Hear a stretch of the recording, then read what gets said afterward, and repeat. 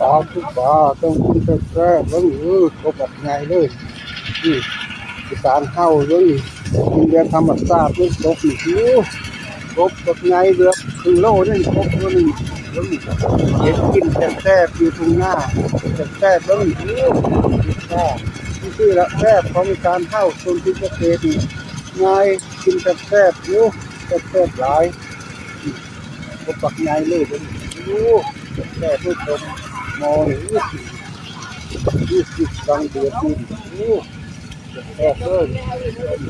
ไปจับปลาไปขายธรรมชาติธรรมชาติหัวท่านศรีสะเกษป้าเกียนไงกันนั่งยุ่นป้าจับป้าก็อีกป้าจับป้ายังบอลเต็มสาเลยอย่างนั้นบอลเต็มสาเล่น12,000เลย12,000ได้ฮอต12,000ก่อนได้ฮอต20,000แล้วแบบไงเลย